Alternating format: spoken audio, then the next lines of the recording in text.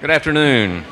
If I could ask everyone to take a seat or at least quiet down so we could start our meeting. Good afternoon.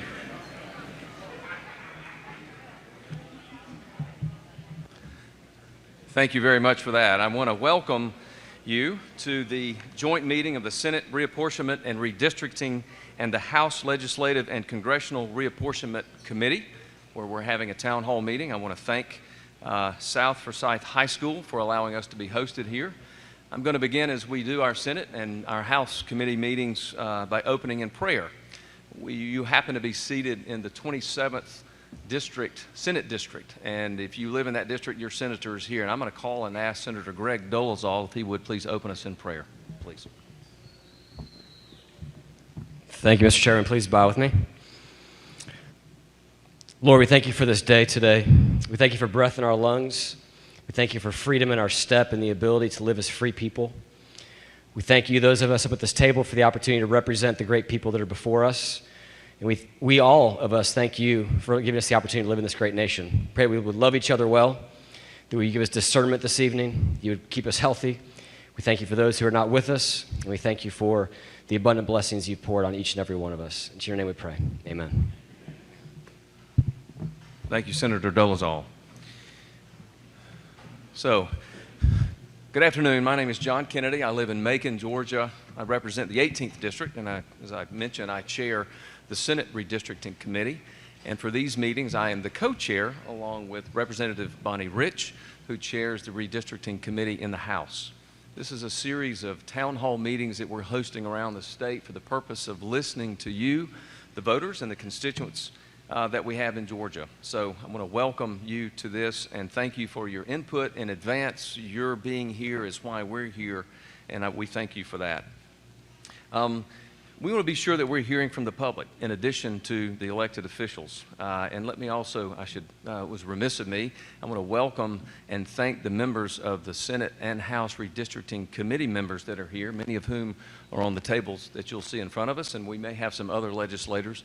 These are your public servants that are elected from around the state. Some have traveled from great distances to come to be here to listen to you as well, and they will be integral in the process as we go forward through the redistricting process. So first, this is the third hearing of 11 public hearings that we're going to hold across the state. We've had such interest in the hearing that everyone traditionally in the last two meetings has been given 2 minutes to speak, but based on the number of people that have signed up at this point, we're going to change that to 3 minutes because we're trying to divide the number of folks that have signed up by the 2 hours that we have allotted, so we're going to give everybody a little extra time. Please bear with us. If other people show up late and want to speak, we're going to do all we can to accommodate them, but we also want to be respectful of everyone's time for the time period that we've allotted for this as well. We have 8 more hearings coming up around the state. Some are in person, and there'll be one more that's virtual. And everyone, regardless of where you live, is welcome to come. We'll be holding hearings. And if I could, as a bit of a public service announcement, I'd like to tell you where they are of the remaining ones. Tomorrow, the June 30th, we'll be in Dalton. July the 6th, we will be in Athens. And by the way, all of these are 5 to 7 o'clock. We chose that time to give working folks a chance to come and so that we could hear. So all of these are 5 to 7 p.m. July the 7th, we'll be in Augusta. July 26th, we will be in Brunswick. July 27th, we'll be in Albany. July 28th in Columbus, July 29th in Macon, and then our final planned town hall meeting will be virtual. That'll be July the 30th. At each of these hearings, we're going to hear from folks from different parts of the states, from the state. We'll be collecting written comments as well about the parts from various parts of the state. We've got a dedicated link for that, which you can find out from the page at the Georgia House and the Georgia Senate. You can go on the website and look for the redistricting committee, and it will give you information on how to submit any additional information you may want to submit. If you didn't speak tonight and you want to submit information, please do. And even if you did speak tonight and you want to submit additional information, we'd like to receive that as well. Our goal is to ensure that every comment that we get goes into a central location so that we can utilize it as we go about the work of this process. Third, we're going to be making some changes to process to ensure that we collect every piece of useful information about the process. Members of the General Assembly receive guidance from outside counsel about the importance of preserving records and information. We have been making some adjustments to our email and voicemail systems to ensure everything is being captured as best as possible. All of that is with the goal of ensuring that we get everyone's input and process. I'd like to now pass the mic, if I can, to Chairman Rich. Hi, thank you all for being here. One of the questions that we get a lot is, when will the special session be? And the answer is, we don't yet know.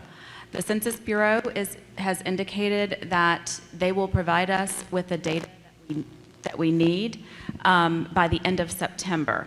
So we do know that it will just be sometime in the fall. There are still some lawsuits pending about the data, and we don't know how that's going to resolve or if it's going to delay it even further. So we will be collecting comments tonight about the process and the needs around the state. For this hearing tonight, we are going to watch a video to give you a little bit of background on the redistricting process. And then after that video, we are going to open this up to individuals who have signed up to speak. As we have done in the first two meetings, we will take people in the order in which they signed up. Now, often when politicians hold hearings, it's because they like to hear themselves talk. But that is not the case tonight. Tonight, we want to hear from you, from what you have to say about your communities, because you know your community best. That's why we're going around the state, to hear from the people who know their communities the best. In order to respect everyone's time, we are going to limit people to 3 minutes, so there will be a timer that will cue you in, and then if you hear the timer go off, if you will just wrap up what you were saying, and so that we can open it up to the next person.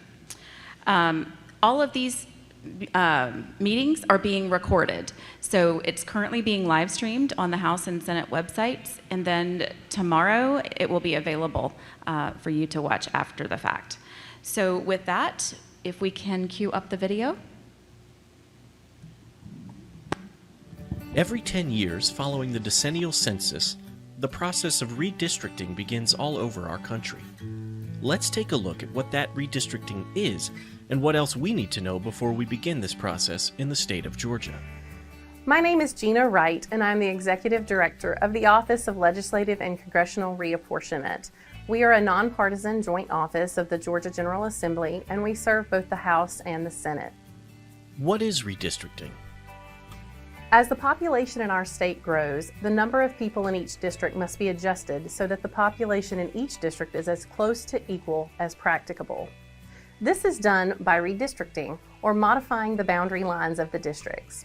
In Georgia, our new 2020 census resident population total is 10,711,908 people. Because of this population increase, each of our 14 congressional districts will need to adjust to have 765,136 people in them. At the state level, our legislative branch of government has 56 state senators and 180 representatives in the state house, elected by districts. State Senate districts will be redrawn to now include around 191,284 people. State House districts will also need to increase in population size to around 59,511 people. In the Georgia General Assembly, there is a standing committee on redistricting in both the House and the Senate. Each committee has a chairman. Hi, I'm Bonnie Rich. I'm chairman of the Legislative and Congressional Reapportionment Committee in the State House. I've served in that capacity since 2019. Since 2018, I have represented District 97, which includes parts of Duluth, Suwannee, and Sugar Hill in Gwinnett County. Hello, I'm State Senator John F. Kennedy, and I represent the 18th District in the State Senate, which includes all of Monroe, Peach, Crawford, and Upson counties, and part of Bibb County and Houston County. I also am chairman of the Senate Redistricting and Reapportionment Committee. What is reapportionment, and how is it different from redistricting? The term apportionment is the act of dividing and allocating representation proportionally. The United States Constitution requires that all 435 House districts shall be apportioned among the 50 states based on population from each decennial census. There is a guarantee of at least one seat per state in the United States House, and a method of equal proportions determines how the other 385 are distributed. Every 10 years, states may gain or lose congressional districts based on how they gained or lost population in comparison to other states based on data from the decennial census. The state of Georgia presently has 14 seats in the U.S. House, and the 2010 census resulted in a gain of 1 new seat for the state following an increase of 2 new districts in 2000. It's common to interchange the term reapportionment with the term redistricting, but the two terms really don't mean the same thing. Reapportionment only occurs at the federal level when U.S. House districts are distributed amongst the states. Even with a gain of over 1 million people in Georgia over the past decade, Georgia will continue to have 14 congressional districts. When does redistricting take place? Traditionally, the governor of Georgia issues a call for a special legislative session in late summer or early fall following the arrival of the new census data. The sole purpose of this session is to adopt newly redrawn maps for all statewide district plans and may also include new maps for local county commission or school board districts.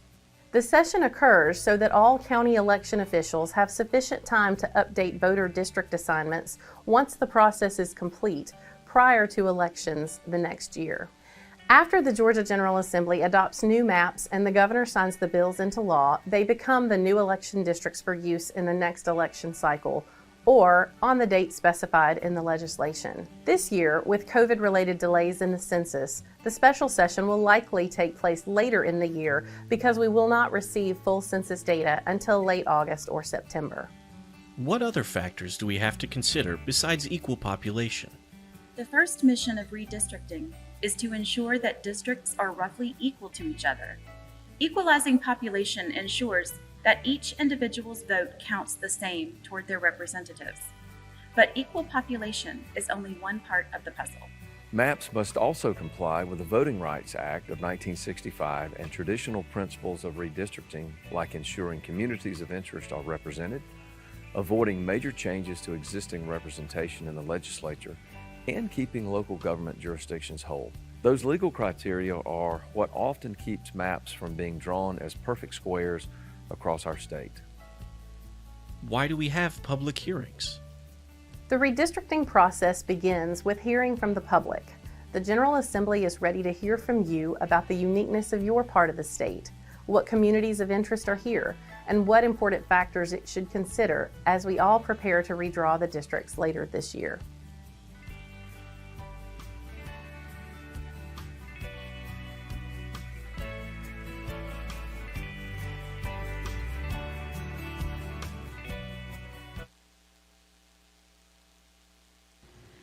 Okay, thank you to our Media Services Department who did an excellent job with that video. We are going to announce the first 3 people who will be speaking, and that way if you can kind of prepare your remarks and prepare yourself to move toward the front of the room, we can kind of keep things moving along. So first up will be Emily Fields. After Ms. Fields will be Faith Pescator. And after Ms. Pescator will be Rebecca Yardley. Okay, you may proceed. Hi, my name is Emily Fields. I am currently a resident of Sugar Hill in Gwinnett County. I am a graduate of Mill Creek High School myself in the year 2009. And I'm also a Navy veteran. And I'd like to approach you guys today to speak out for my 5 children that will be going through Gwinnett County schools. We currently have a school board that doesn't accurately reflect our population and our current growth as a county in Gwinnett County, and I feel like the redistricting should accommodate for an additional board member in Gwinnett County so that we can have better representation for our kids. And that's all I have to say. Thank you. Thank you very much. All right, Ms. Pescator. Yes, hi everyone. Thank you for allowing me to speak. My name is Faith Pescator, and I'm a resident of Suwanee, which of course is part of North Gwinnett. I'm part of the 7th Congressional District. My husband and I moved here from Ohio about 5 years ago, and I'm a lifelong Republican, and we really love it here. I've always been really active in my community, but never politically until I saw what was going on in this country. And frankly, it's very disturbing, some of the things that I've seen. So I became precinct chairman in Suwanee. I have a great team. A lot of them are here tonight, and we're working really hard, contacting every citizen in my precinct, registering them to vote, making sure that they have their opportunity to vote. So in calling dozens and dozens of these people, I'm finding a common theme, that they really like it here. They like North Gwinnett. They've moved here because of low crime, great schools, small businesses thrive here, and mostly because of their conservative neighbors. And this didn't happen by accident. These are people that have lived here for a while. They have invested their lives in North Gwinnett. They built this area. It's a very desirable area to live in, and I'm extremely concerned about the situation with the map drawing. We all are concerned about North Gwinnett because we here in our precinct want and deserve conservative representation. Shifting us to another district could dilute our strength as conservatives, and we need a home. We want representation that shares our values, and we really honestly don't have that right now. Some of the citizens in Suwanee that I've spoken to on the phone don't agree with our current Congresswoman's decisions about what is wanted for our community. I actually emailed her twice and got no response. So we like this community. We want to stay here. And what we're asking for really is just keeping North Gwinnett in a largely conservative area, which really would just require a simple resizing of the district. Thank you all for considering our request to North Gwinnett and our 7th Congressional District. Thank you, Ms. Pescator. Ms. Yardley, and then after Ms. Yardley, we will have Maureen McIver, Sammy Baker, and Sharon Wood. Good afternoon. My name is Rebecca Yardley, and I live in Cleveland, Georgia, and I have the distinct honor of serving as the chairwoman of the 9th District Republican Party. I thank you for the opportunity to come before you and speak today. I recognize that the job you have is not an easy job before you. But I want to leave you with these remarks. Georgia has seen an exponential growth of individuals seeking to call this state home in the last decade. And as a result, there has been monumental change within our communities. The goal of redistricting is to ensure that all Georgians have equal representation, but it is also to ensure that communities with specific needs are paired with communities of the same needs. Our state is greatly diverse, from the mountains of North Georgia to the coast of South Georgia, from the farmlands of Tifton to the metro businesses of Atlanta. That diversity is what draws people to this state. It is important that as we look at redrawing congressional, Senate, House, and local districts, that we remember the importance of keeping our communities whole. The needs of communities such as infrastructure, hospitals, schools, and businesses help guide our representatives, each of you and those of your colleagues, in how to best advocate for those that they represent. I implore this committee to remember that redrawing of our lines in this state should be nonpartisan. It isn't about being Republican, nor is it about being Democrat, but rather it is seeking to do what is best for the citizens that call this state home, ensuring that politics aside, each person has the best representation possible, that our communities prosper, and that Georgia continues to be a great state in which to live and play. Thank you. Thank you, Ms. Maureen McIver. Good afternoon. My name is Maureen McIver. I'm a resident of Peachtree Corners, so HD 95. And I'm also a representative of the League of Women Voters of Gwinnett, which is a century-old, nonpartisan organization that believes democracy is not a spectator sport. We're dedicated to empowering voters and defending democracy. So I'm here today to ask you to do these things: empower voters, defend democracy. You have the opportunity to create fair districts that serve communities of interest, which empowers voters. And that gives us the ability to have our voices heard. So I'm going to talk about two sports: democracy and football. Professional football starts with a coin toss. Why? Fairness. Whether you think it's an advantage or not to kick or receive isn't the point. It's that you have a fair shot at your preference. The district lines you're drawing are akin to this coin toss. When done fairly, without regard to partisanship, you empower the voters to choose the best candidate. You give us the fairness of a coin toss. I'm also asking you to defend democracy. And what do I mean? Defending democracy means protecting our rights to choose our representatives without influence or subversion by interests that want a certain outcome: power, winning. Why? Fairness. It's the same reason why the Patriots videotaping their opponents' coaching signals or deflating footballs is wrong, and it's against the rules. It's one side manipulating the game, the system, to give itself an advantage. You protect democracy when you draw districts without regard to the incumbent, when you keep cities together rather than splitting them apart. My county seat, Lawrenceville, is an excellent, as in terrible, example of this, with 6 state representatives. So as you do your work to create districts for the next 10 years, protect democracy in the same way you would protect your team from an opponent using performance-enhancing drugs or stolen coaching signals, because to do otherwise isn't fair. I know you have a tough job, and no one will be happy when you're done. But thank you for your work, your public service. On behalf of all of us, we do appreciate it. Thank you very much, Ms. McIver. Next up is Sammy Baker, then Sharon Wood, then Susan Clymer. Hello, thank you for coming. Thank you for coming out to see us. I just want to say that I have a business in Beaufort. I'm Sammy Baker, and we live in the Collins Hill High School area.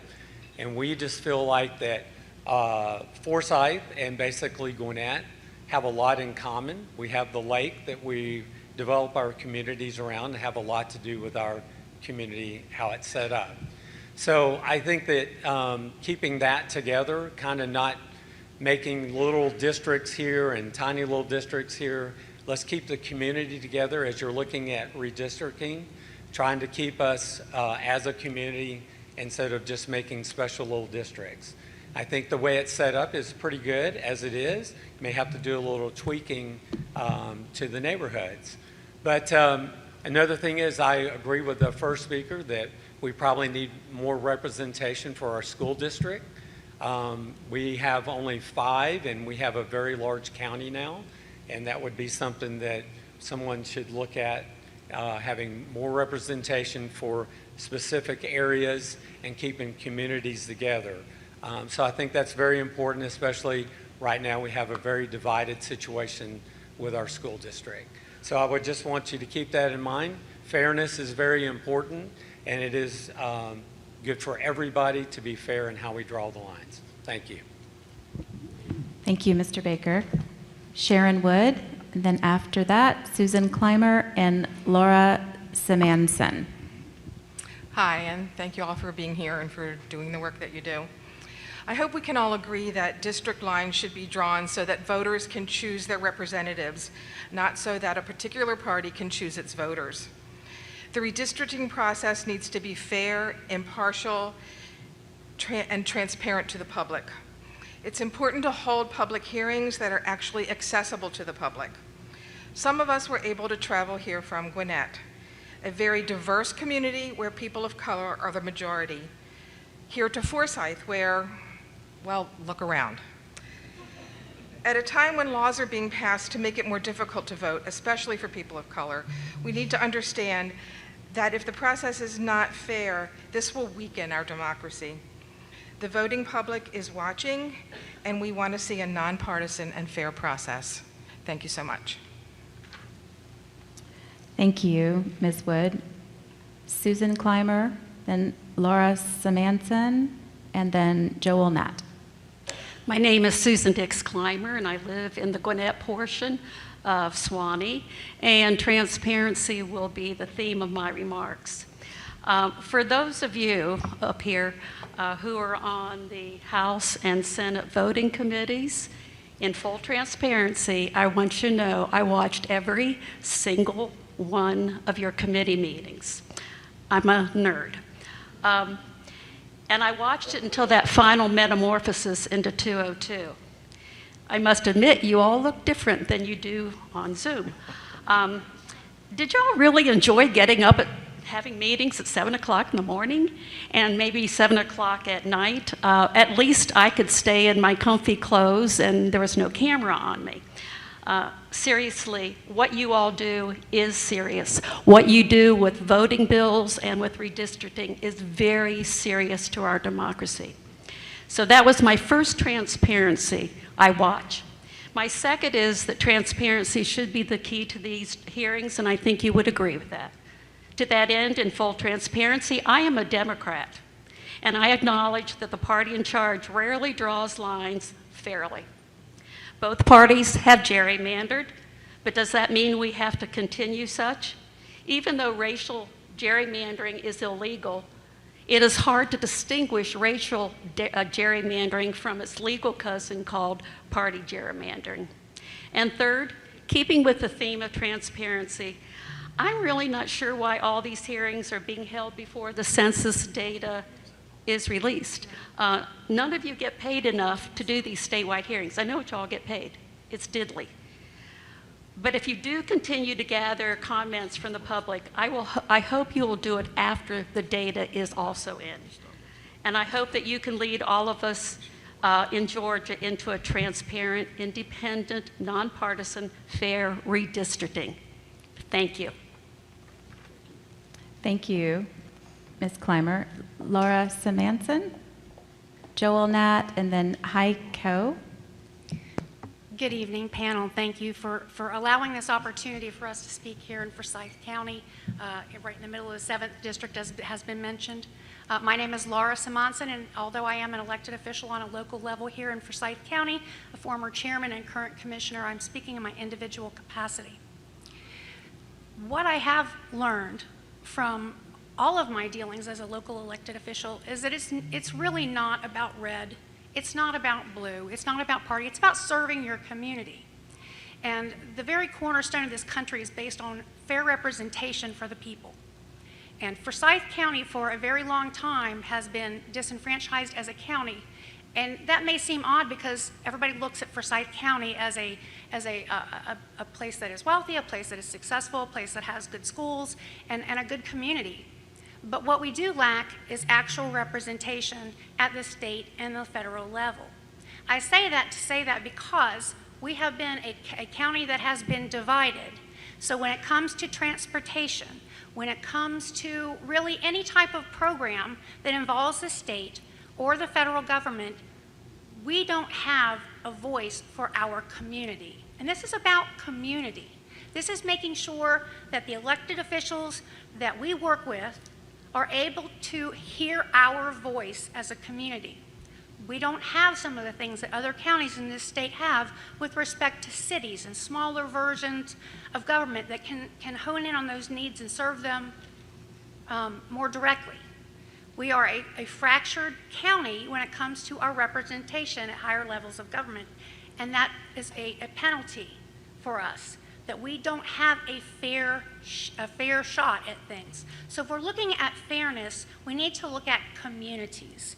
And Forsyth County is a big community, and we're a proud community, and we take care of each other, and we love this community. It's not about red, it's not about blue, it's not about party lines. It's about making sure that Forsyth County has the best type of representation that it can have to continue to be successful in the future. Thank you. Thank you. All right, next up is Joel Nat, then Heiko, and then Diane Fisher. Good evening. First off, I want to thank all the members of the committee, as well as Chairmans Candy and Rich, for taking time to be here tonight. My name is Joel Nat, and I've been a resident of Forsyth County since 2007.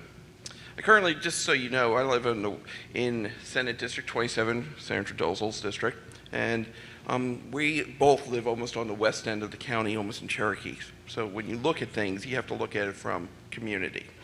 And as Senator Candy said in the video, community is about people with common interests in a particular area.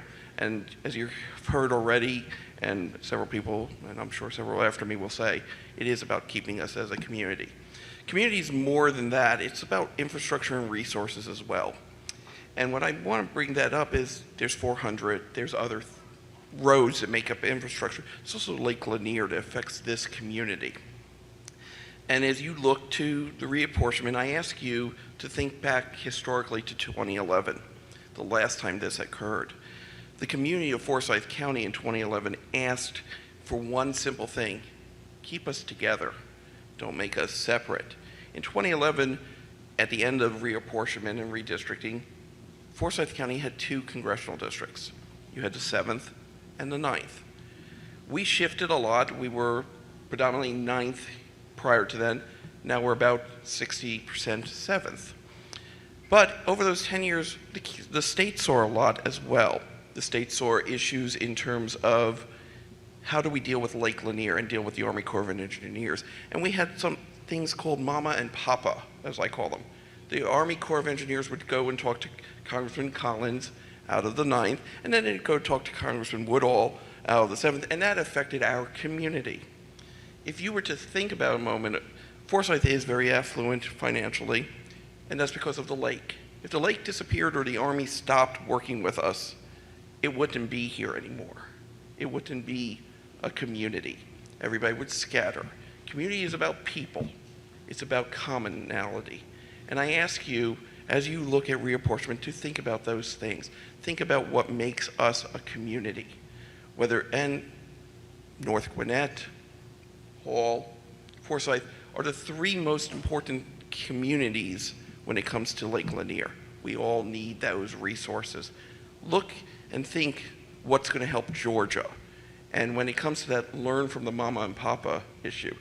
You're all probably parents or grandparents and know the kids, they run to mom, they don't like it, they run to dad, they get a different answer, and vice versa.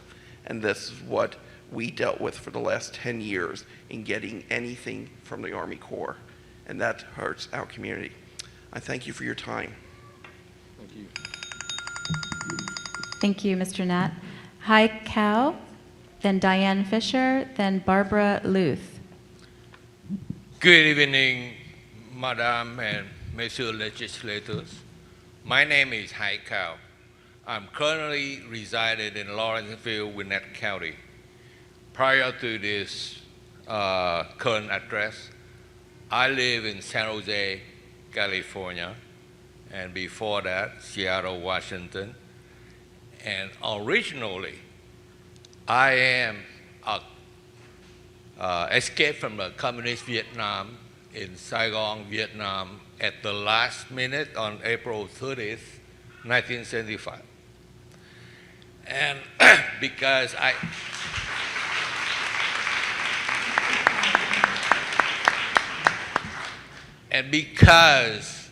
I escaped from the communist government, I don't call them government, communists.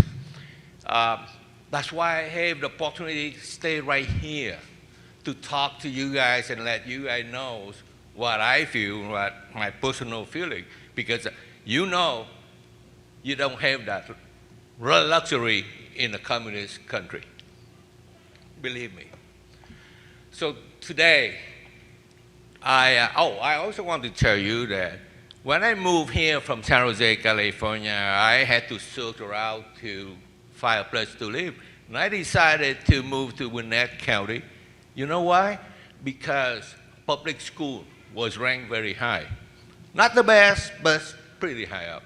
However, the cost of living is not that expensive either. So I decided to move to bought a house in Lawrenceville and resided here and was very happy with the life and the politics and the service and the population in Gwinnett County until recently. After the election, I can see we do not have a well-balanced representative of conservative principle and value. And as a result, you see it right away. You see the school board, try to introduce things that we, the parents, didn't agree with that. I went to the school board meeting and also listened to what they want to teach us. Critical race theory, SEL, walk. I believe those belong to me, the parents, not the school. I would like school to teach math, science, physics, all of the things. Not all those, social issues. But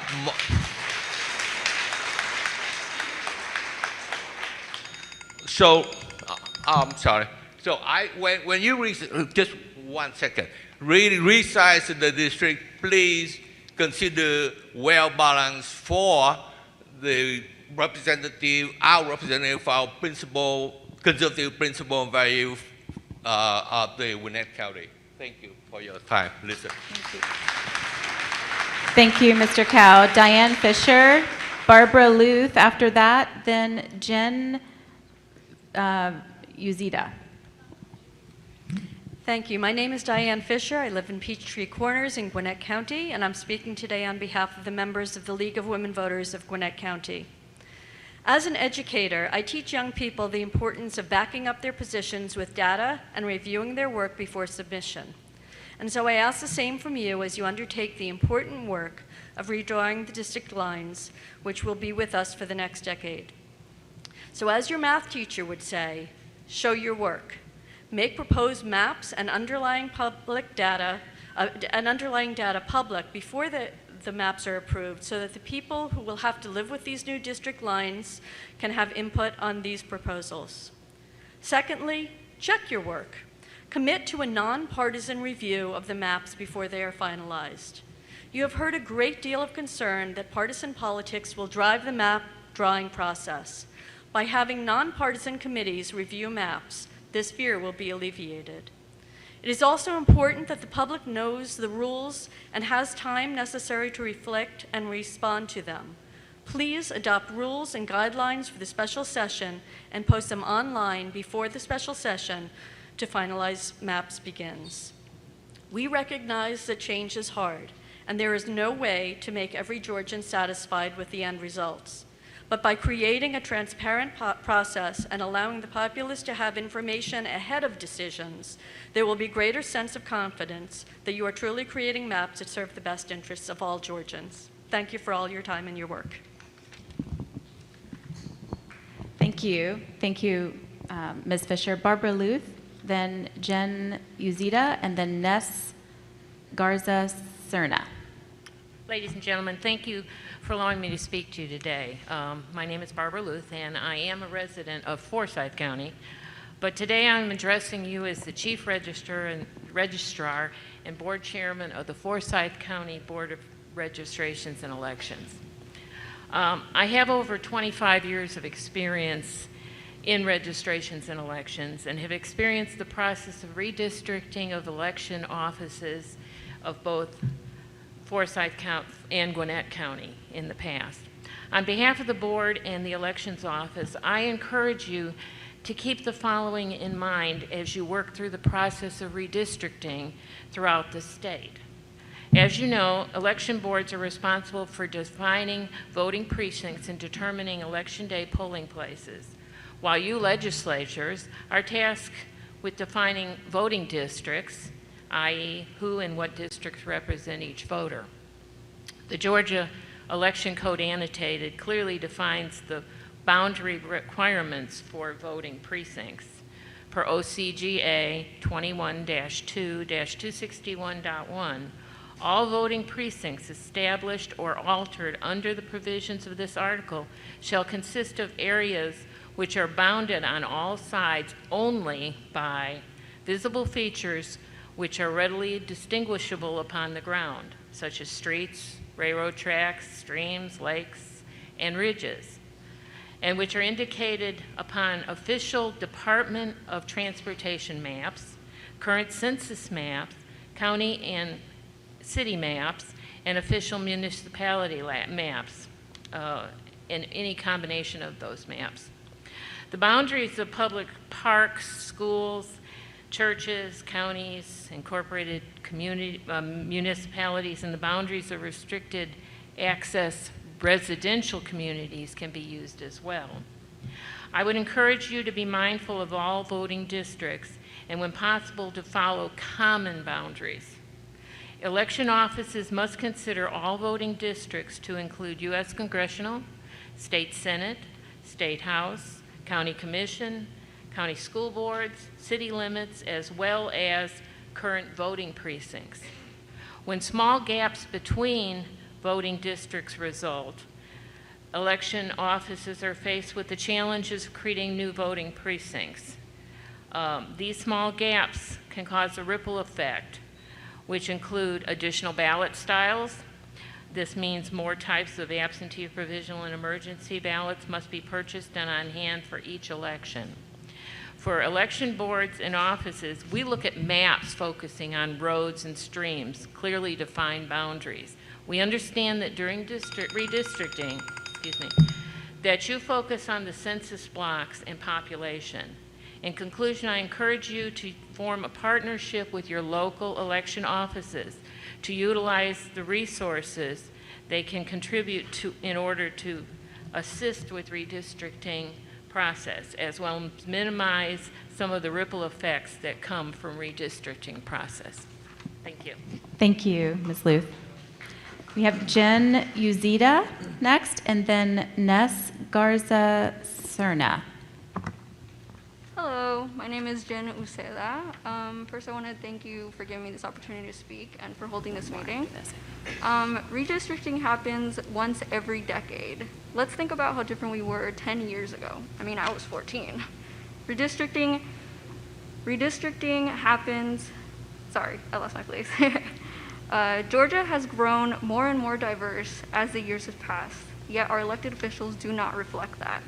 Redistricting should not be done in favor of elected officials, rather for the communities they fail to serve. Gerrymandering comes at the expense of poor Black and brown communities. But I want to give you a reminder that you work for us, and as your employer, we demand transparency in the process of map drawing and approval. We demand a fair, nonpartisan party to redraw district lines.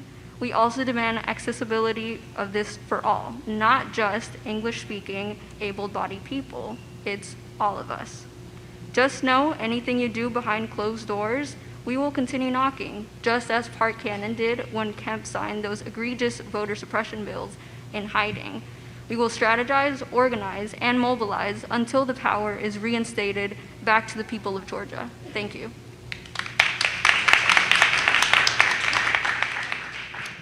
All right, Ness Garza Cerna will be next.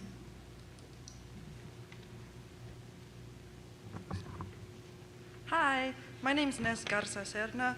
I'm a student at the University of Georgia, and I'm with Protect the Vote. First, I want to thank you for having this meeting to listen to the people's voices. We as a state are ever changing. Our population is growing, and we must grow with it. We can no longer gerrymander our way to office. Communities need equal representation and resources for every one of their residents. It is evident from this past election, voters want to be involved. So let us take part in this redistricting process, as it most importantly affects us. We need transparency. We need to do better, do what's best for the people. And if not, just know we will vote someone who will into your seat. Thank you. Thank you. Next, we'll have Scott Jackson, please. And then Karuna Ramachandran. Forgive me if I didn't say that correctly. And then Camille Brown.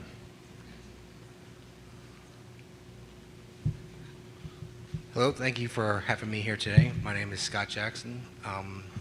First, I want to thank everybody for serving our country by participating in this process. I want to note I have here my Otwell Middle School card, but on it it says Scott Cohen. It says Scott Cohen because my stepdad tried to make my family whole by giving me his name, and so I'm going to try to pass along the wisdom of that and say, could you please make Forsyth whole?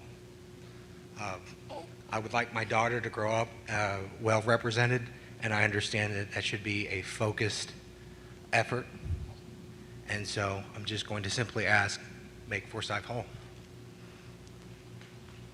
Thank you. Karuna Ramachandran. Next, Camille Brown, followed by John Wallace. Good evening. Thank you for giving me this time, and thank God I just found my glasses. So good evening. My name is Karuna Ramachandran, and I serve as the Director of Statewide Partnerships with Asian Americans Advancing Justice Atlanta. We are the first and only nonprofit legal organization dedicated to protecting the civil rights of Asian Americans, Native Hawaiians, and Pacific Islanders in Georgia and the Southeast. As such, we have been working in Forsyth County for several years to ensure that the voices of Asian American communities are represented. As an organization, language access and language equity are a primary concern for us always. Because without language access, we cannot connect with community members in meaningful ways. We can't learn what their concerns are.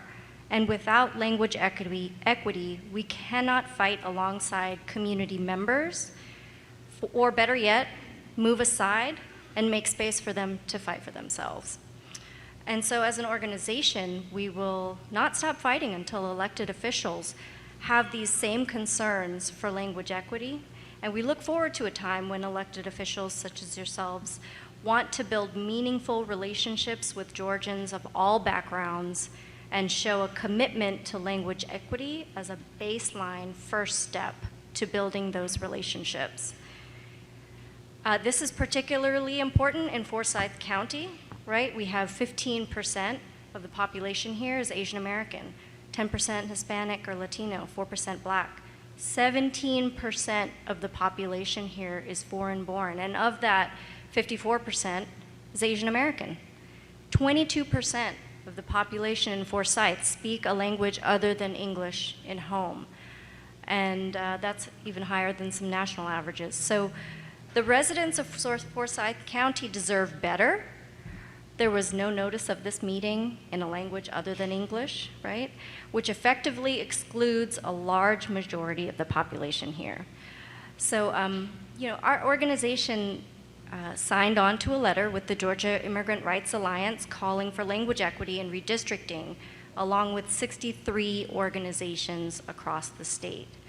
And we'd like to continue to speak with you about this issue because it's not too late, right? It is not too late to ensure that we have translations and accommodation for interpretation as part of the redistricting process. You still have time to be transparent about the process with Georgians who have repeatedly asked for more information about the criteria and data you are using to draw the maps. And I want to share that if you're truly committed to public input, then you'll no longer conduct this process that impacts everybody, not only in Forsyth, but across the state, and conducting this process in English only. And so we just hope that you'll ensure that Georgians from all backgrounds are able to give input on the draft maps that requires language equity in the process. Thank you. Thank you. Camille Braun. Hello. It's probably the most nervous thing I do. Not very comfortable here. But anyway, my name is Camille Brown. I am a resident of the great county of Cherokee. I'm also a member of the Cherokee County Republican Party. I'm a member. I serve on the executive committee. So I'm speaking on behalf of my county being here. This is my first time participating in the process, but certainly not my first time observing the result of this process. Cherokee is a vibrant County and makes up a significant portion of the 11th congressional district. Currently, the 11th district includes Cherokee, all of Bartow, parts of Cobb, and Fulton, a very tiny slither of Fulton, if I may say. I would like to request that Cherokee remain intact as it has been. Any attempt to unnecessarily gerrymander our county to elevate or accommodate districts outside of the 11th district is disingenuous on your part. I understand that Georgia is growing, we are becoming more diverse, but your goal should be to keep communities together and based on equality. Cherokee County residents are common in our beliefs, our community involvement, and we love our community. Cherokee is still a rural and continues to make it a unique community. Every effort must be made to maintain Cherokee whole. If you must combine Cherokee with neighbors, then a similarly situated community should be considered. Since the 11th district has grown, then it should shrink, but not at the expense of Cherokee County. I will end by asking that race, political identity should not be a factor in your apportioning. Community should be the only factor. It should be equal. This is what was mentioned in your intro video. It should our community should mirror, our representatives should mirror their voters and community. So far, we've been happy with our representatives, and we'd like to keep it that way. Remember, equality, community, and I think many of us here would like to see our counties intact, and I would strongly urge you to keep Cherokee County intact. Thank you for your time. Thank you. Mr. John Wallace, followed by Greg Landon. Thank you, ladies and gentlemen. I appreciate y'all having this meeting as close to Cherokee as possible. I've been a Cherokee resident for 28 years, my wife and I. And when we moved there 28 years ago, it was represented by Newt Gingrich in the south and Nathan Deal in the north. And it was rare to see both of those gentlemen at any meeting. So you don't get 2 times the representation. I think you get diluted representation. So I'm here to ask you to keep areas of common interest together. In fact, 10 years ago, I actually drew up a congressional district that was 41 people from being dead center perfect, population divided by 14, and it was Bartow, Cherokee, Forsyth, and Hall County with Dawson County added in. But I think Governor Deal wanted to draw his district and the rest of them a little differently. So I just ask you to keep Cherokee together, just like the man from Forsyth said. I think you're hearing from people from Forsyth that they didn't like being divided. The people from Cherokee being larger are going to like it a lot less. And I imagine that's a reason, part of the reason that Representative Hamilton and Senator Murphy are no longer representing Forsyth County. So keep us together. Thank you. Thank you. Mr. Greg Landon. Hello, my name's Greg Landon. I'd like to also thank you for coming out tonight and hearing what we have to say. I live right here in Forsyth County since 1991.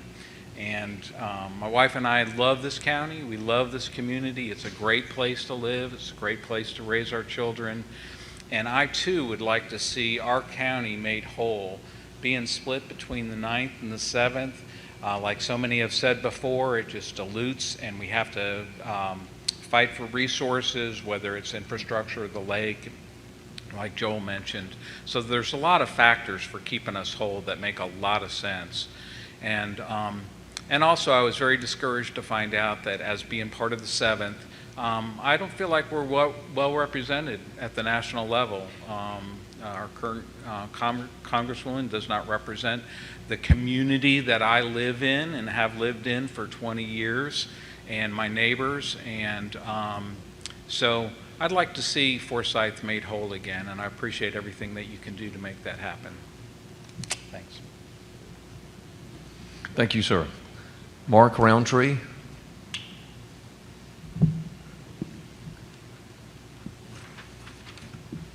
Then next will be Rahul Garabado.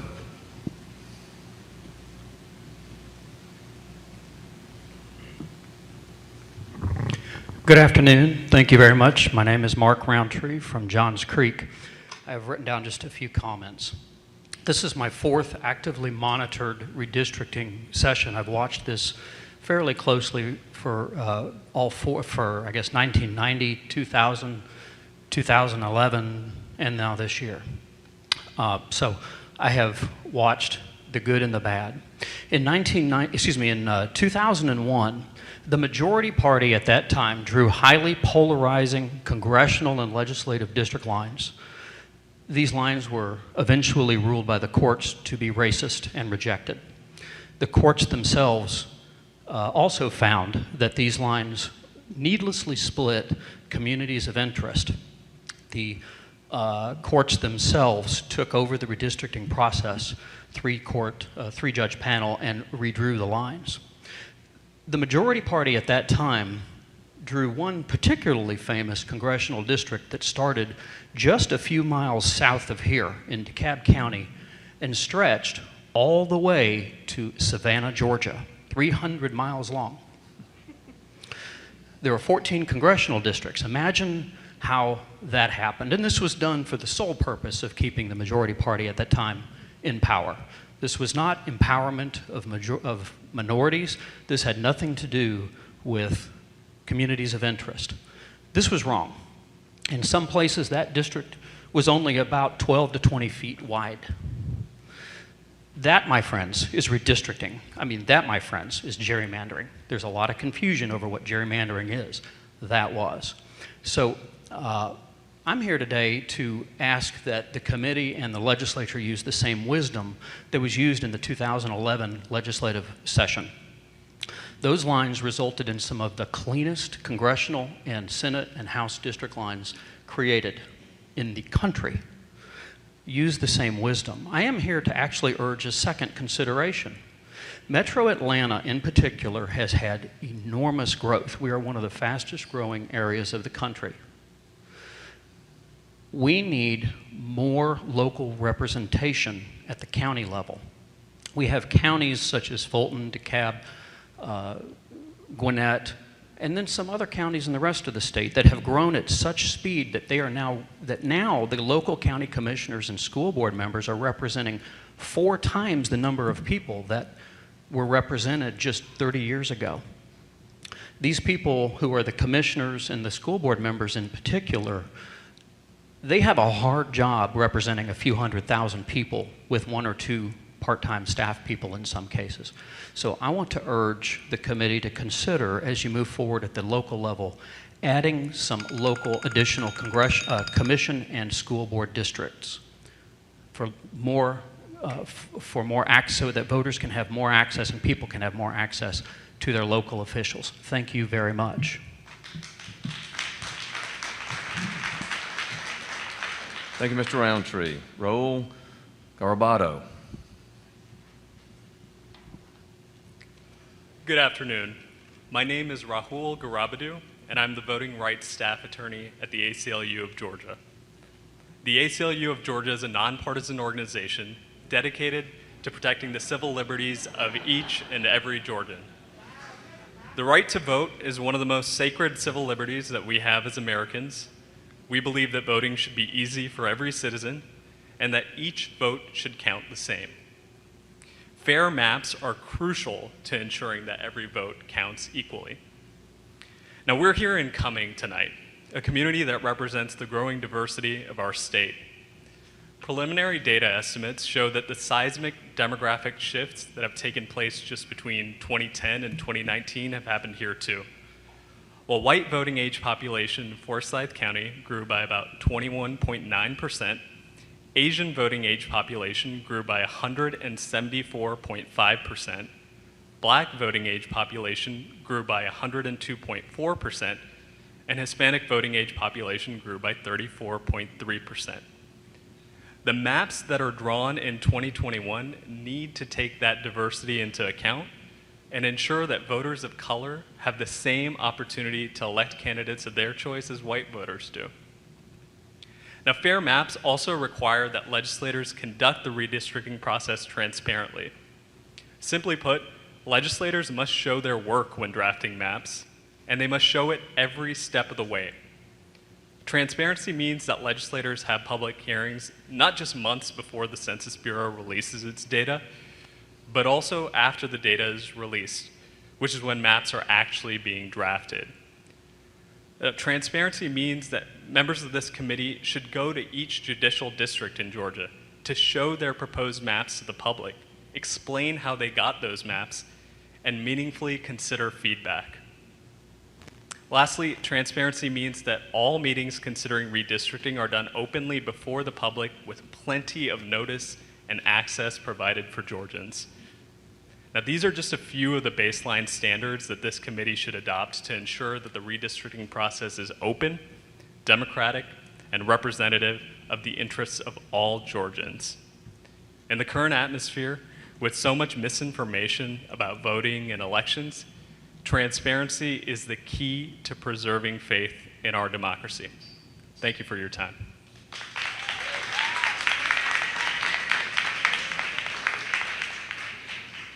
Thank you. Jack Ginberg, please.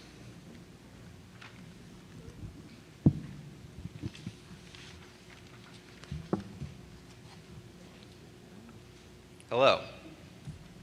My name is Jack Ginberg. I'm a senior staff attorney with SPLC Action Fund, a 501c4 affiliate of the Southern Poverty Law Center, which is dedicated to upholding the fundamental right of all citizens to vote. I testified yesterday, and I discussed how Georgia's redistricting process must reflect the state's diversity, which includes over 100,000 Georgians with limited English proficiency. These Georgians can only be included if the redistricting committees provide information in languages other than English. But even if Georgians with limited English proficiency are given the opportunity to participate, the process must improve for everyone else too, if anyone is to have meaningful input. The Google document form the committees provided for the submission of written testimony does not allow community members to attach documents, which forecloses their ability to submit proposed redistricting maps, community of interest maps, or longer testimony that includes text and graphics. Chairman Kennedy, yesterday you said that you can't do a lot until you collect the census data, and we agree with you. And that also applies to the public and organizations like the Southern Poverty Law Center. Without census data, the Southern Poverty Law Center cannot propose district maps that we know will ultimately comply with federal and state laws. For example, we don't know exactly how many people are in each census tract, so we can't propose district lines that we know will comply with the constitutional mandate of one person, one vote. While some forum for listening to the public is better than nothing, if the process is to allow for substantive and meaningful input, rather than being simply a pro forma exercise to check the box of saying you listen to the public, there must be a way for community members to submit attachments rather than simply type into a comments box. And more importantly, there must be an opportunity for public input after the census data has been released. Thank you. Thank you, sir. Y'all gonna have to help me with this one. Heba Rizm, R-I-Z-N, Rizn? Okay. Jeremy Nye will be next, and then Ray Moyers. Welcome, you have the floor. Hi, thank you. Good evening. Thank you to the chairs and the members of this committee for having this public forum. My name is Heba Rizvi. I'm a community organizer with the Asian American Advocacy Fund. The Asian American Advocacy Fund is a nonprofit organization that advocates for federal, state, and local policies that will improve the lives of Asian Americans and other immigrant communities in Georgia. I was born in Gwinnett County and have lived, attended public schools, and helped with my mom's small business there. I currently reside in the 7th Congressional District, House District 102, which is right next to your district, Chairman Rich, and State Senate District 45. Since 2000, the Asian American population in Georgia has grown 138% and continues to be the fastest growing population in Georgia. According to the 2010 census, Asian Americans made up 3.1% of the state, and now we know that 2020 census numbers will show additional growth of our communities, especially in places like Gwinnett County. Our communities have flourished, establishing our roots and growing our families, started businesses, rebuilt neighborhoods and communities, and we continue to work towards community development. Now, as we look towards the next 10 years, we urge our lawmakers to ensure that Asian American communities are kept together through lines, that our communities can thrive and elect people that will represent our voices and our values. So we look to members of this committee to ensure that district lines in places like Gwinnett County and my hometown of Duluth are drawn fairly and help to keep communities of interest together. We ask that neighborhoods, schools, and shopping centers that our families frequent are kept together. And we ask that our voices and political power not be diminished by packing and cracking of these districts. At the Asian American Advocacy Fund, we believe that democracy works best when everyone is able to participate, and a participatory democracy is essential to ensuring that the needs of immigrants and communities of color are reflected in policy.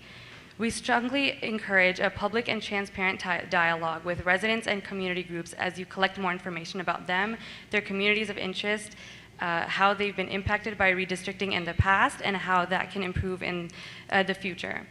And Chairman Rich, in the first town hall, you mentioned that the committee had not confirmed the logistics of how this process would work, but this redistricting process is vital to the future of our communities, and I urge that the committee take ample opportunity to allow for public input from organizations, experts, and other concerned residents. All Georgia residents deserve a fair redistricting process that can grant them the opportunity to elect the candidates of their choice, not letting the candidates choose their voters. It is essential for communities of color to provide input about their own communities and residences because we refuse to be split apart. These are our communities and our lines. Thank you. Thank you, ma'am. Jeremy Nye. Thank you for allowing me to speak. My name is Jeremy Nye. I'm from HD9 Lumpkin County. I'm a retired U.S. Army Ranger. The fate of the counties and the cities will be decided in the next 10 years based off a series of town halls and have the possibility to completely remap the lines of Georgia, as well as the ability of the citizen body to have duly elected representative leadership. What we envision is counties grouped as a whole. The integrity of a county cannot be overlooked, and all viable efforts should be made to maintain county integrity. Where this is not viable, convergent counties with similar population and political demographics should be attempted to be united into the same districts while not significantly modifying the political landscape of the representative areas. If this manner was to be significantly modified, it would degrade the people's voice and right for duly elected representation. If criteria 1 and 2 fail to meet population thresholds, we must rely on road networks to separate districts, natural lines of drift, i.e. lakes, creeks, mountain ranges, and valleys, urban and rural communities, and other natural features and population density focus groups. This would allow specific groupings of patterns of life to be paired with similar characteristics. Small designations are always preferable to large, as the representative body should come from the people and therefore be the body closest in similar mindset and beliefs of the people they wish to serve. Bottom line up front, we have come to a point of contention in the state of Georgia. We have lost confidence in all of our elected officials. There is no validity in discussion of issues across the aisle. We, the people of the state of Georgia, have had enough of this anti-American rhetoric being spewed from the radical league of the political ruling class and their media propaganda machine. I do not believe that any input given in these town halls will have an impact on decisions made. The corruption runs through the entirety of our government. Thank you.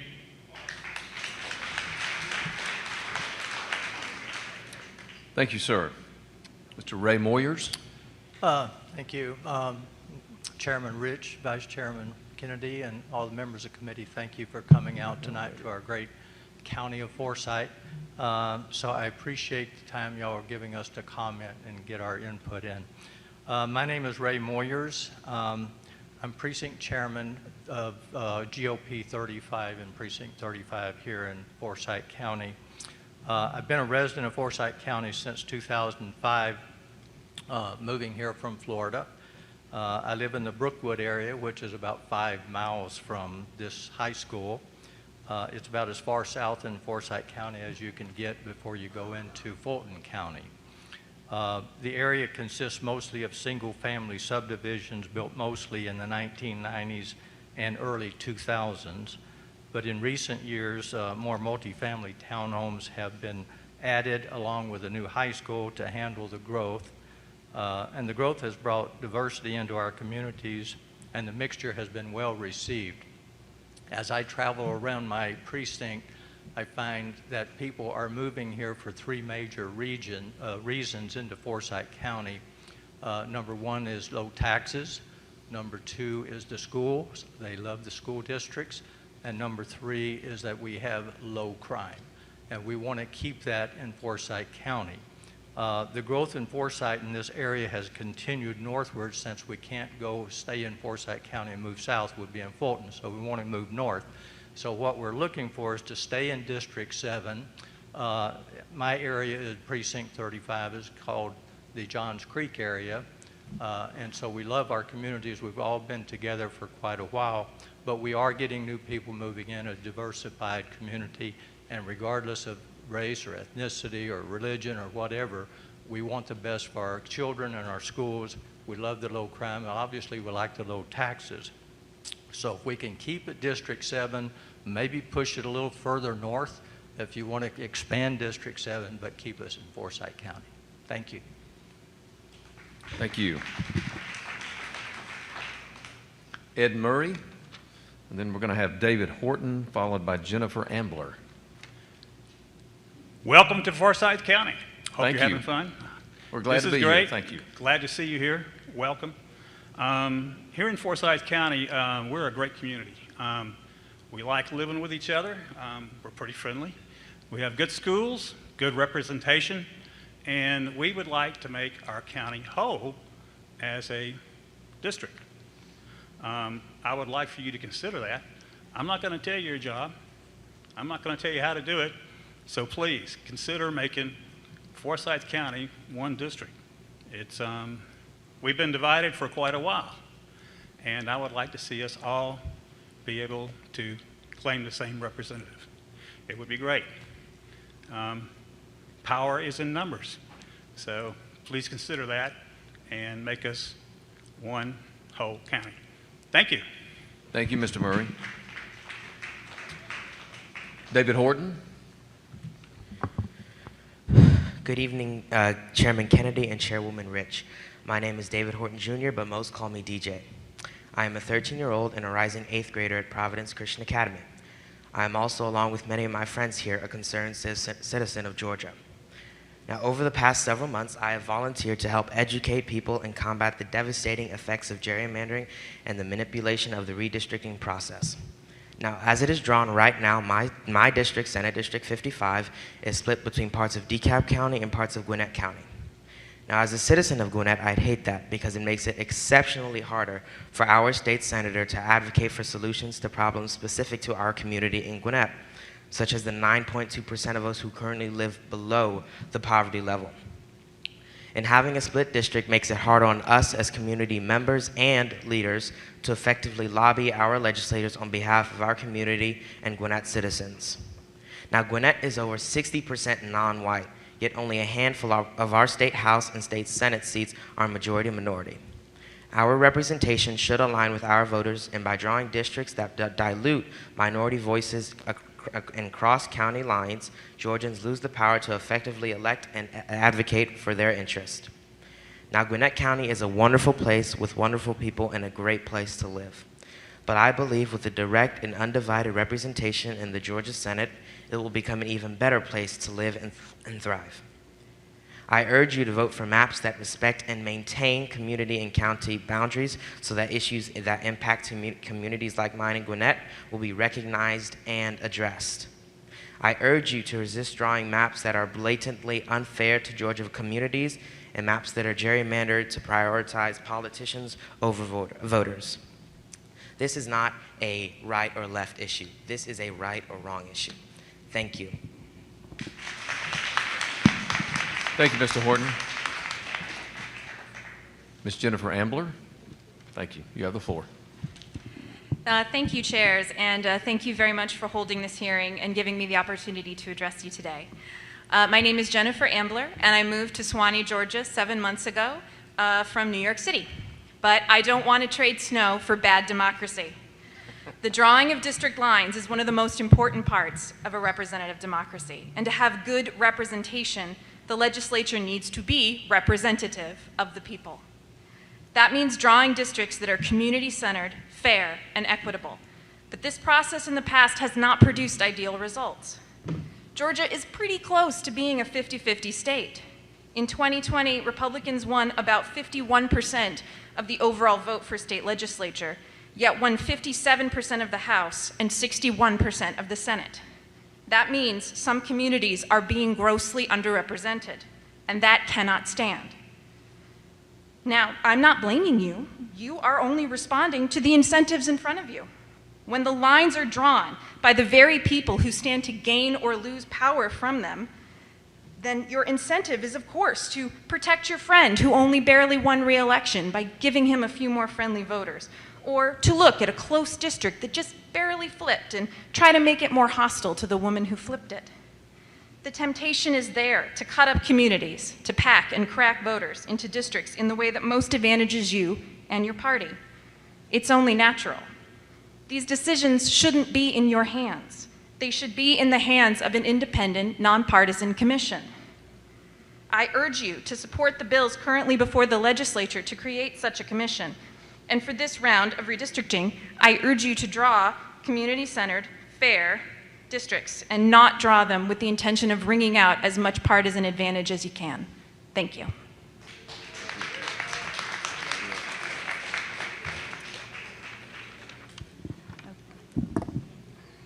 Okay, next up we have Anjali Njeti, and then after that, Honed Dan, and then Arlene Mui.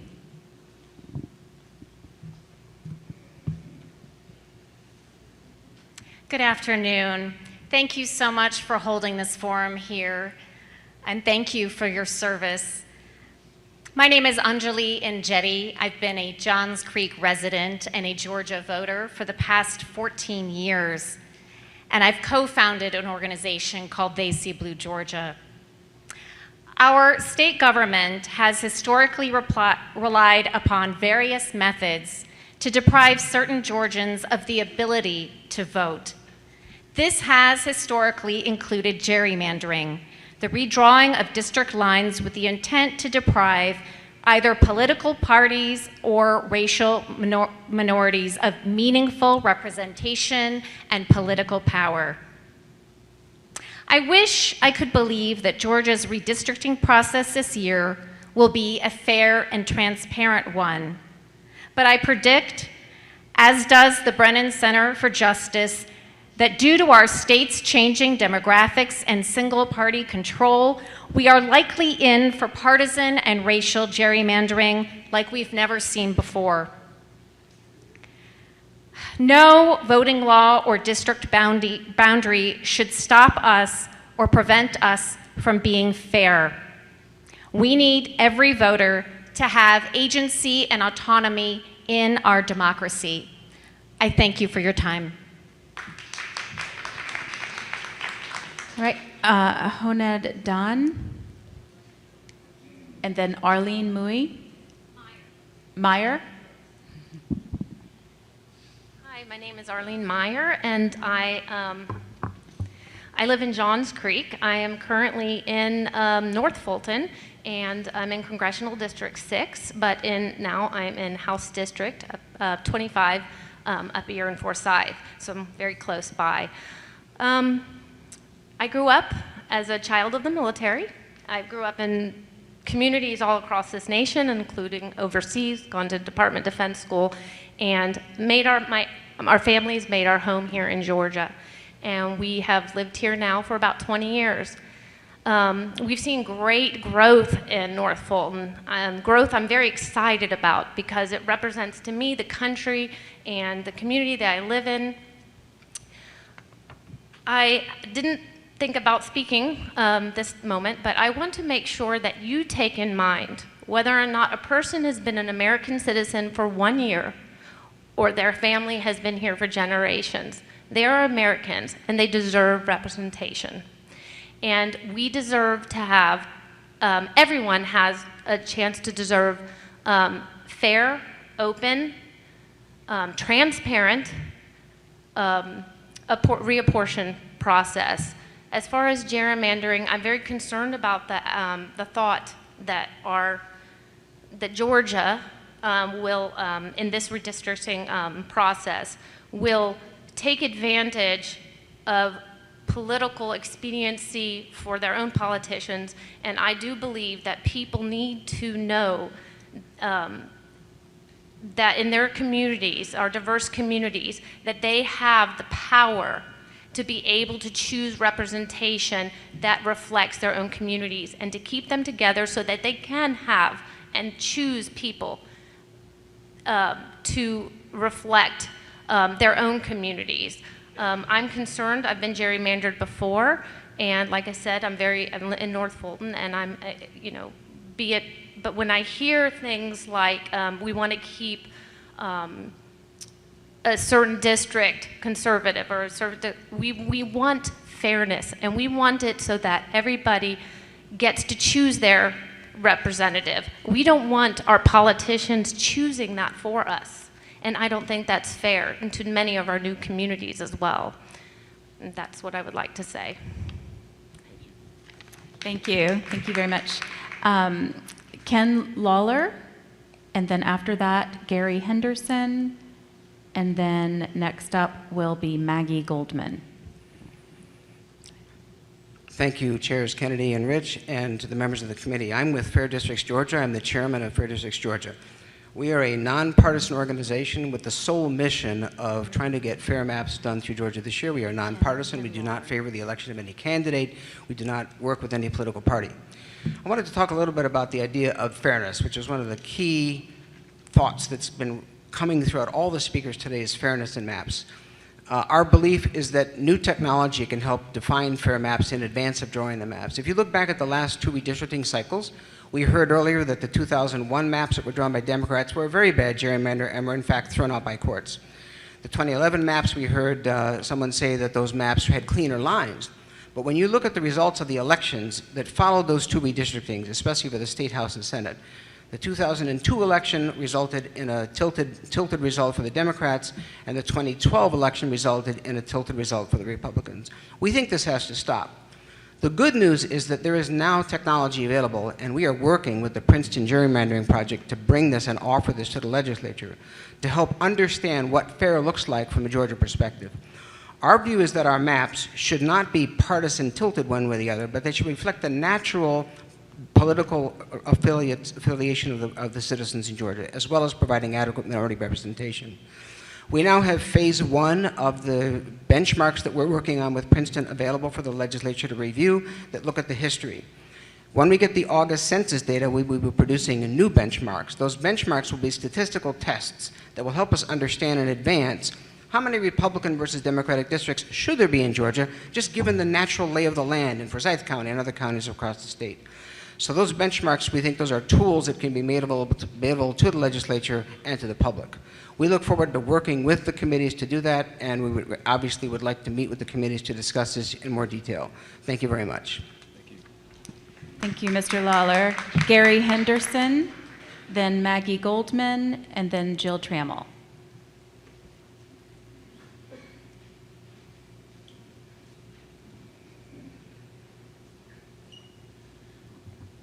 Hello, my name is Gary Henderson, and I was born and raised in Georgia, went to Georgia Tech, and I have lived most of my adult life in Georgia.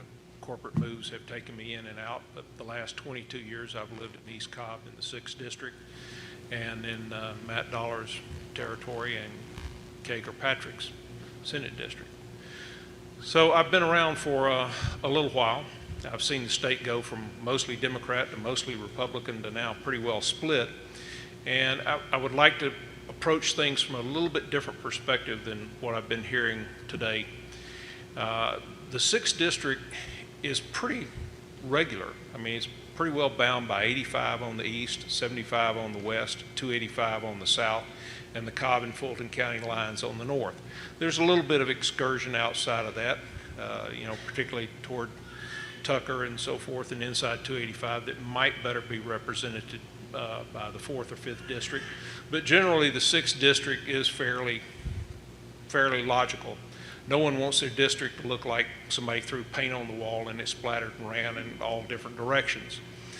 But there's also another aspect of it. When you get into that portion of the world, you're not going to be bound by county lines, maybe city lines, but not, you know, no one county is going to be a complete district, and no multiple counties are going to be a complete House district.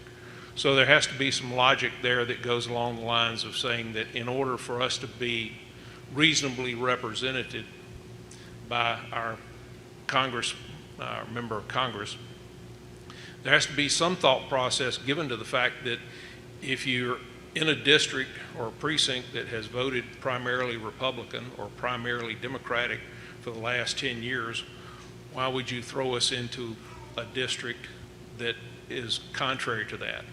Which means we are not going to be represented by somebody who thinks and believes the things that we think and believe. It's going to be somebody who's either a conservative or a liberal that we don't agree with. So in those areas, you have to also ask yourself, you have to look at not only county lines and the natural boundaries, but you also have to look at, you know, who's going to represent these people. You know, are you going to throw a conservative district in with a liberal representation or vice versa? And to do that is something that probably serves no one. It certainly doesn't serve the people who have been thrown into a place where they don't think they really belong. And with that in mind, I ask you to look at that also in conjunction with everything else that's been said about county lines and cities and so forth. All of that makes sense, but please look at us also from the standpoint of those of us that need to be represented by someone who thinks and believes the way we do. Thank you. Thank you. Maggie Goldman, and then Jill Trammell. Hi, my name is Maggie Goldman, and I am a precinct captain in Johns Creek, Precinct 19. I think the value of keeping communities together and contiguous is to allow the representatives to get to know their few communities well and not need to get to know 20 miles of communities when they're representing them. What you should not do is actively keep conservative communities together, ignoring voters in the same community, as we have seen prior comments before. You do want to keep communities together, and whoever happens to live there, happens to live there. I would like to advocate that Johns Creek stay together. Right now, we mostly are represented by one representative. We have a few things on the outsides, but I would certainly not want to see like 5 or 6 people representing Johns Creek. That is what we mean about keeping communities together, not keeping ideological communities together. I also used to live in House District 84, which spanned 20 miles from North Decatur and Druid Hills through the city of Decatur into Midway Woods where I lived, down Candler Road, all the way to the DeKalb-Henry County border. This is a House district, the smallest district that we have in the state, and it represented 20 miles. That is a mostly Democratic reliable district. Let's look at a Republican reliable district, 97. This district spans only 10 miles, and the communities of Sugar Hill, Suwanee, and Duluth. Now imagine if this House district also included Peachtree Corners, Norcross, Doraville, Chamblee. I bet it would be harder to get to know all of those local issues and represent that community well. What if this district instead included Lilburn, Tucker, and Clarkston? I think it would be equally difficult to learn to represent all those local issues and represent those people well. So we're asking that you take the smallest districts that we have in the state and find ways to keep communities together geographically, regardless of their ideological leanings. Thank you. Jill Trammell. Hi, thank you all for being here and hearing all these voices today. I think a lot of people have dogs in this fight, and I'm hoping that the new districting will help us become more whole as communities. My first year here was in 1995, right before the Olympics, and I moved here from Southern California. At the time, I was told this was one of the fastest growing counties in the nation, and I don't think it's ever stopped. One of the things I've loved to see about the growth of Forsyth County is the diversity. Growing up in Southern California, you know, diversity wasn't much of an issue. It was what it was. My friends were of all races. And I don't think that this redistricting should have anything to do with race. I don't think it should have anything to do with ideologies as well. I do believe, though, that it should make sense. And when we're looking at what she was saying from the Board of Elections, that certain areas that are mapped based on commonalities for geographical reasons, that makes sense to me. I live on Lake Lanier. I moved here because it was low taxes, amazing schools. My husband and I have raised 6 kids here in Forsyth County, and we would love to see grandchildren be raised here. So having the representation that really shows or is able to have our voice heard is necessary and needed. I remember back when Jack Murphy was a senator here. I remember him being at community events and seeing him and having his ear. We don't have that now, not often enough. So I would urge you to please, take a look at our commonalities in Forsyth County. Keep us whole. We love the growth, we love the diversity, but we want to be able to have representation for this entire county. So thank you. Thank you, ma'am. Teresa Shin, and then followed by Anita Tucker. Good evening. My name is Tricia Shin. I'm a resident of Forsyth County. I'm an active member of Asian community in the 7th District. I'm also a member of Asian Pacific Americans. So I came here today, wasn't prepared to speak at all, but I hear so much racial comments, so here I am. By the grace of God, I immigrated from China to America right after Tiananmen Square massacre in 1989. Today, I proudly wear red as an independent because I believe in America first. I believe in America's founding principles. I had lived in the city of Atlanta, Gwinnett, County of Gwinnett, and my family chose to move to Forsyth 7 or 8 years ago for better schools, low crime rate, low taxes, and a diverse, loving, supportive community. So that is Forsyth, okay? Do not just making that comment. Look how Forsyth look like. That's very, very divisive. It's not correct. For the above reason, just I mentioned, low crime rate, better schools. There is 12% annual increase of the Asian population, 14% Black and Latino population increase in Forsyth County. We come here as immigrants. We come here to seek equal opportunity, not equity. We Asian Americans provide the best testimony that America's dreams is real. We achieve it by hard work. We are conservative by nature. We do not want our kids to be trained as a political activists in schools. We want them to learn academics.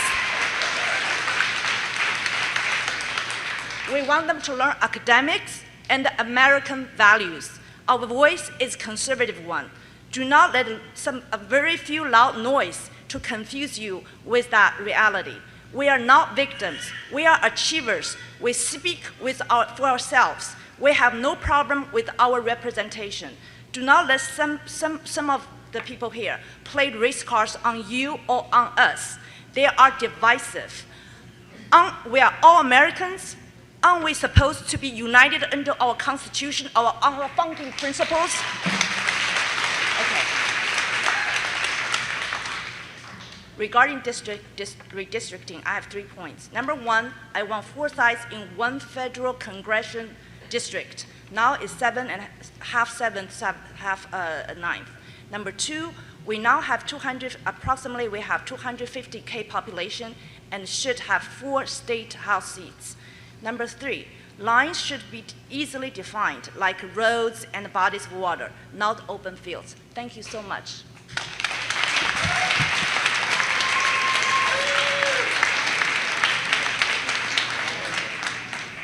Wow. Thank you, ma'am.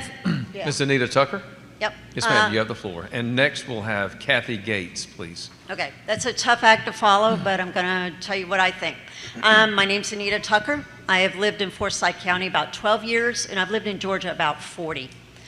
And I keep hearing community, and I really feel like that's a code. And just for some context for Forsyth County, it has expanded and become, yes, more diverse in the south end, more so than in the north end. And there is a lot of, let's say, resentment about that fact, but it's true, that is a fact, and I am sure that you as a committee will treat this fairly and will not be influenced by people that have political agendas. This needs to be about fairness for representation. I can tell you, I am extremely happy with my Congressional District 7 representation right now, and I am not alone. Thank you. Thank you, Ms. Tucker. Ms. Kathy Gates, please. Followed by Todd Harrison. Hi. Hello. Thank you to the chairs and the committee for this opportunity to speak in front of you. Hi, my name is Katie Gates. I'm a recent graduate of South Forsyth High School and an incoming first year at the University of Georgia. I'm a longtime resident of Forsyth County from the time I was 2 years old. And in that relatively short period of 15 years, this county has changed greatly. The Forsyth County of today is drastically different than the Forsyth County that many of the area's older residents may remember fondly. And it is important to keep areas with common interests together to ensure accurate representation. However, in the case of Forsyth County, nearly all residents will admit that the south of the county is very different from the north. We all share a common pride and appreciation for the place we live and share, but the facts remain. North Forsyth remains less diverse and more rural than South Forsyth. And due to these demographic differences, it makes sense that the people of South and North Forsyth may have different values and different needs. Therefore, it also makes sense that the two areas have different representation in their federal government in order to ensure that these needs are being met. An earlier speaker mentioned that South Forsyth and North Gwinnett share many similarities, and they were absolutely correct. Both areas have grown rapidly over the past few decades. Both areas have large commuter workforces that endure the awful commute to Atlanta to work. Both areas have large, diverse populations of immigrants, largely Asian Americans. Both areas are politically diverse, with Democrat and Republican neighbors living side by side. These facts are reflected in our recent election, where District 7 very narrowly elected a moderate Democrat who ran on Medicare and Medicaid expansion, along with infrastructure and improvements, and who has served previously for the Georgia General Assembly in a nonpartisan position. Perhaps in 2022, the district will flip back. It's very possible. The area is very ideologically diverse, as I previously mentioned, and our elections are always very close.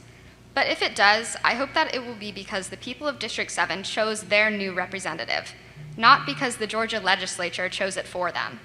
Keep District 7 intact. Thank you.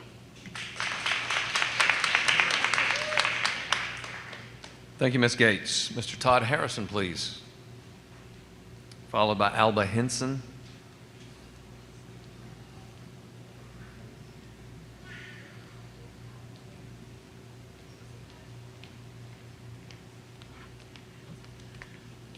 Hello. Hello. I appreciate you guys taking your time to come out here. Can you pull the microphone up so we can hear you? Thank you. I certainly can. Yes, sir. I appreciate you guys taking your time to come out here. I assume that, like me, you guys worked all day and everything, and I came here right after work. And several of my points of interest have been expressed by other people already. Therefore, I'll be brief.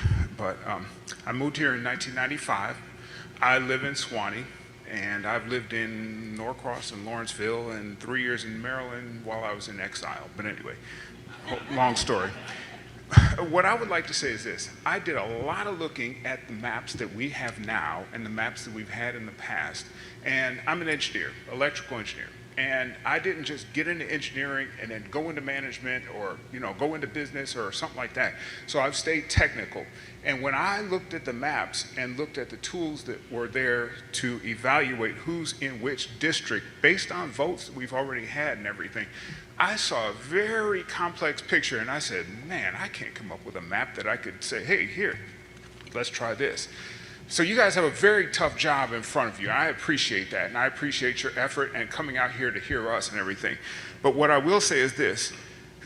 Some previous maps have had a lot of branches, like people have mentioned these 20-mile-long districts and stuff, and, I saw one that reached to Augusta from Atlanta, and, that kind of thing is bad because there's not much commonality in all that. So the first thing would be to limit the branches and stuff of the districts. And second, it is a good idea to keep the counties together, although that's probably not always going to be possible.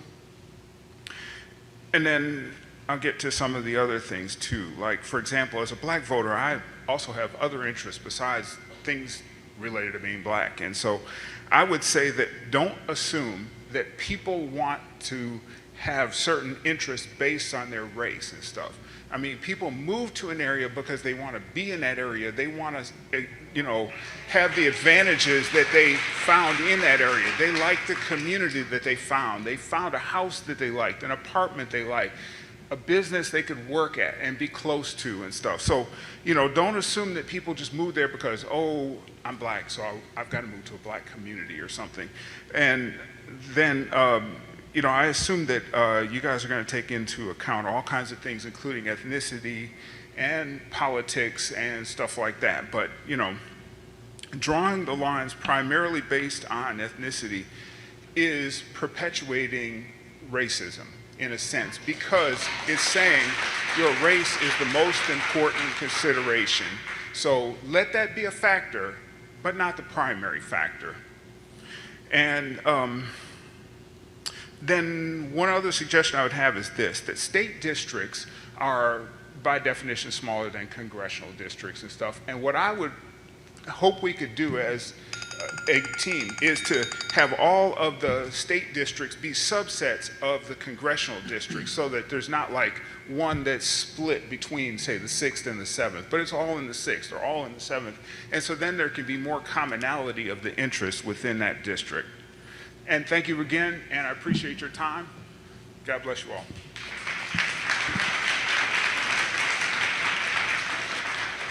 Thank you, Mr. Harrison. Ms. Alba Henson. Yes, good afternoon. My name is Alba Henson. I am born in Bogota, Colombia, and I had a question for you guys today, for everybody. We are in Venezuela, in Cuba, in Nicaragua? No, we are in the United States of America. And we love this country. We move, me and my example, move here because I believe in freedom, no in division. I don't believe in this. I don't believe in races. I don't believe in my accent. I don't believe in these privileges. I believe that we are one beautiful country. We need keeping our country together. We need have the power and the people, not the people in Washington. We don't need more people there. This is not a place that everybody has a little privilege because you color or you accent. No do this because we are so close to be in the socialist nasty agenda. And you don't believe it. You don't believe it. Only when you escape for this. Only when you barriers for this car, like me, for the bombs and for the all nasty things, all the socialist nasty communist people destroy our countries. Thank you.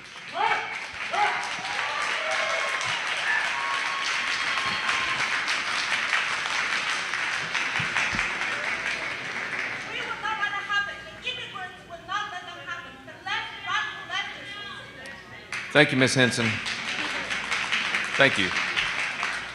And Mr. David Whiffen, having a little trouble? Okay. A little trouble with reading the last name. I hope I said that correctly. It's been pronounced far worse. Thank you very much. Yes, sir. Well, welcome. You have the floor. Thank you for the opportunity. I will keep this very short. I agree and want to echo sentiments, especially sentiments of Mark Roundtree concerning representation.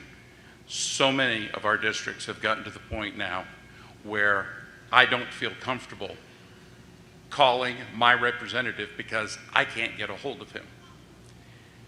I spent many, many years in Georgia. I've been here 46 years. I've spent many, many years in Georgia, lived in Gwinnett for the vast majority of those. Many, many years just happy to vote what I believed in, talk to my friends about what I thought was important, and trust the government to do what the government should do. I can't do that anymore. I have to speak up. Please make the districts small enough so that I can talk to my representatives. Make this a point of very important. The second thing I want to bring up is something that Teresa said. The lady that just spoke before me said the very same thing. I have heard multiple cries for keeping communities together, and that is your requirement, I believe, in redistricting. However, one of the things that I'm hearing is a community is solely defined by the color of its skin or the language that is spoken. I urge you to think, if you moved to Georgia, when you moved to Georgia, you looked for the best schools for your kids, potentially the lowest crime rate for safety where you lived, and you did not pay a whit of attention who the representative was or what the voting was that went on in your district. Please understand the definition of a community is people came together largely around school and affordable housing and safety. That's your definition of a community. Thank you.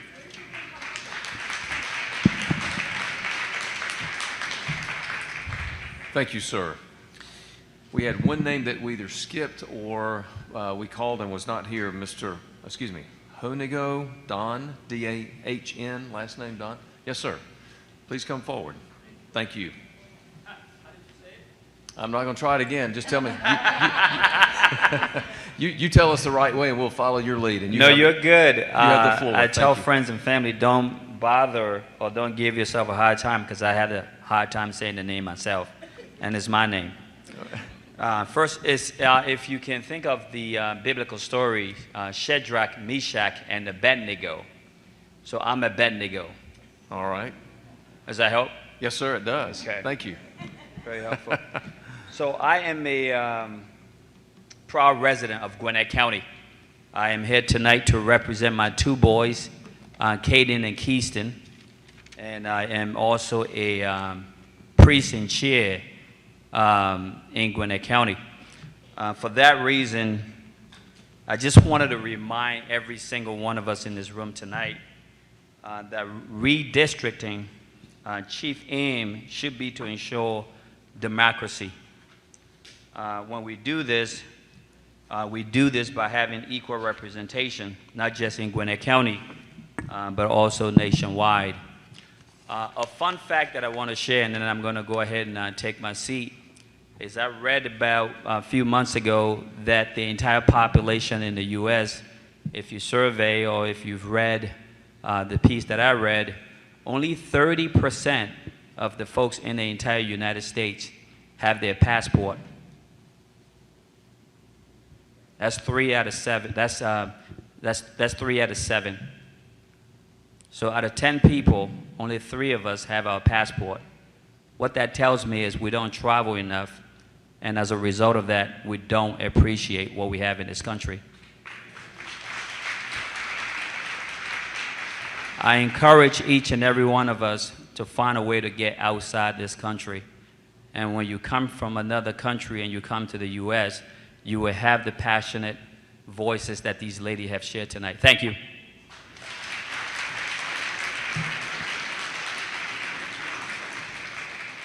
Thank you, sir. And with that, that concludes the presentation of witness testimony. I want to again thank South Forsyth High School for allowing us to host this here tonight. I want to thank the legislators that are here and those that have traveled. And most importantly, I want to thank you, the public, for giving us your input. It's going to be received, it's going to be considered, and it'll be documented. With that, I'm going to pass the mic to Chairman Rich, who will adjourn our meeting. Okay. With that, we are adjourned. Thank you.